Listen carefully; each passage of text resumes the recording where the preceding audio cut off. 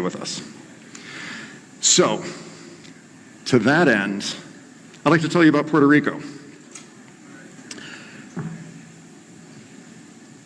This is where I live. This is a photo taken by my friend Chase by his drone, and that is Tres Palmas Preserve in Rincón. And I have not quite a view of that, but something similar to it. Puerto Rico, how many of you have heard about Act 20 or Act 22? Okay, only a few folks. This is the most unbelievable deal that you can possibly get as an American. What happened is this. Puerto Rico had government. Government does what it always does, which is screw everything up. They started handing out welfare to everyone in exchange for votes to pay for the welfare. They floated one bond issuance after another, reached the point where they could no longer service the interest on the debt, and took a look around and said, we got to do something different. Having 40% of the population on welfare is not a way to build an economy. So they passed two main acts, two acts that are most relevant for what we're talking about today, Act 20 and Act 22. Act 22 is the Individual Investor Act, and it states that if you have not lived in Puerto Rico before, you can apply to the government for a tax exemption, and if it's granted, they give you a written contract where you get a 20-year exemption from capital gains taxes, short or long-term, on your worldwide income, and you get a exemption from taxes on interest or dividends from a Puerto Rican source. So zero taxes on all of that. All of you crypto guys should have moved there last year. I moved there 3 years ago because I wanted to get out of the United States because I did not want to fund the war machine anymore. I didn't want to have anything to do with it. And I took a hard look at renouncing my citizenship and just heading out into the world. And then I heard about Act 20 and Act 22. I did the application, just printed it out, took 5 minutes with a ballpoint pen. It was $50 to apply at that time, and I think $100 or $150 to accept the tax decree. And I bought a one-way ticket to San Juan. I'd never been to Puerto Rico before. Bought a one-way ticket, landed. I said, where do the hippies and artists hang out? And they said, oh, you got to go to Rincón. So I went to Rincón. In 2 weeks, I bought a car and a house, put the house on Airbnb, and it's just pretty much been, roses and unicorns ever since. So you can make as much money as you want. You can make $10 million on your crypto investments, and you don't have to hide it. You can shout it from the rooftops. I made X amount, and there's nothing the IRS can do about it. The reason that this works is because under Section 933 of the Internal Revenue Code, Puerto Rico is specifically exempted from federal taxation. So they make their own tax policy. You pay taxes to the house, which is called hacienda. And for years, this didn't matter. For most of Puerto Rico's existence as a U.S. territory, it didn't matter because whatever the federal tax rate was, Puerto Rico would adopt the same rate. So there was really no comparative advantage for people wanting to live in Puerto Rico. Yeah, we can do that. So Terry is really interested in exploring this Puerto Rico option, and we were talking about it quite a bit in the back. And I'm sure that a lot of you folks have questions about this, and we thought that a good way to do this, Terry, come on out. All right, hello.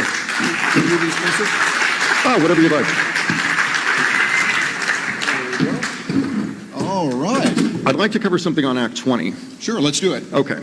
So interest or dividends from a Puerto Rican source being tax-free.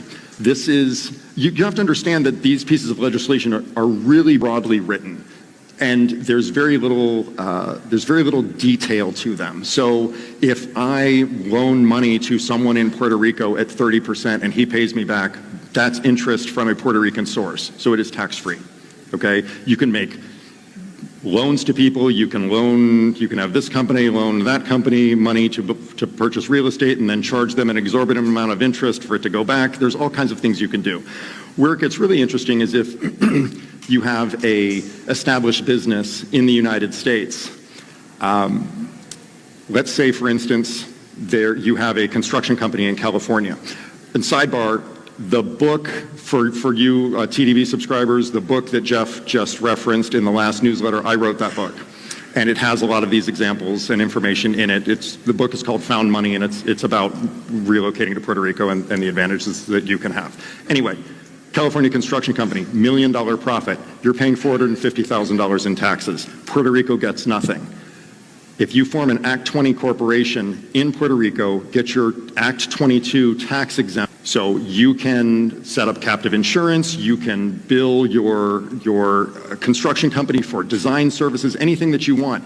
That $1 million, so you cough up 40 grand, which Puerto Rico's completely stoked about because they didn't get any of that before. So now they have 40 grand, the other 960,000 you take as a dividend as the sole shareholder of your company. And now it is that is a dividend from a Puerto Rican source, completely legal. Now you have 960 grand and you don't know what to do with yourself. We go, wow, that is pretty cool. Yeah, exactly. This is totally possible. And if you are interested in applying for these benefits, understand that they make changes to the legislation almost every year. The change that instead of having to have 3 employees for an Act 20 corporation, you only have to have 1 and you can be that employee. Is this cool or what? Do you have any immediate questions on this part? Yeah. Am I dreaming? Is this a dream or something? No, this is real. And I've been reading about this elsewhere. And as Sam mentioned, I live in Orlando, Florida, where we are still under the auspices of the United States government. We do have no state income tax, and that's good. But what you're talking about here opens up a lot of possibilities for services, particularly. Yes. And many of us doing services, like for instance, if someone, say happen to be a speaker who uses a lot of poetry and maybe does a lot of poetry and makes people really think and laugh, and does that like, I don't know who, maybe Benny would be able to do that. But instead of California, how would he or others that are in other places work that as a professional speaker, as a person who's presenting, and work that out so they could be in Puerto Rico and have the only 4% tax? How would you do it? Yeah. What would someone like Benny or anyone else in another state? Just form an Act 20 corporation and bill your existing U.S. corporation for the bulk of your profits and just move it over. Would you have to physically live in Puerto Rico? This is an important point. This is the downside, okay? I'm going to tell it to you straight. In exchange for this, you have to be in a tropical paradise for 6 months out of the year. I mean, I couldn't believe it. And I'm a surfer, right? So I live in Rincón, which is the surf capital of Puerto Rico. It's ridiculous. It is ridiculous. My and I, we talk about this all the time. We wake up in the morning, there's an ocean view, and we make coffee, and we load up some boards, we go down to the beach, and then talk about, like, why would we go on vacation? Everyone comes to us. This is where people go to vacation. The lifestyle there is unbelievable. Yes, it's not a third world country. It's like America Light. The government is totally broke, but this works in your favor because they can't. One of the freest places I've ever lived. You can go to the beach and have your dog off leash and smoke a cigarette and drink a beer out of a glass bottle and no one cares. You have no idea how powerful this is. And if you don't realize it, it's because you've grown accustomed to having Big Brother keep an eye on you where they're waiting for you to screw up just this much. Yeah. Okay, Sam, let's get real on this because many of us are looking at that going, sounds interesting. We want to do it. And I think this is the main thing we want to do. We're not offering any financial or legal advice, et cetera. Check with the right people that know that. But I strongly encourage you to start studying. Look at Act 20. Act 22, get to know that in Puerto Rico, and think about how you could take your own business right now, what you're doing, and make it a lot of service. Even if you're producing a product, there's ways you can move around that, and it's all legal. Make sure you do everything legal. They got a lot of guns and stuff, and you don't want to mess with that. You want to do it legally, but look into this. So you're saying if someone's a professional speaker like me, I'm a professional speaker, syndicated columnist, doing these kinds of things, I could just structure it so that I have my corporation in Puerto Rico. Billing, software, service, and here comes your money this way. And the money comes to Puerto Rico, Yep. and it sits there, and we pay 4%. Sounds like a real good. How does that sound to the rest of you?